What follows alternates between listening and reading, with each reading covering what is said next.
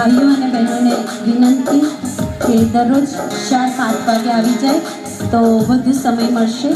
આજે પણ 12 વાગે ગરબા પૂરા થઈ જશે એટલે દરરોજ 8 થી 12 ગરબા કરવામાં આવશે.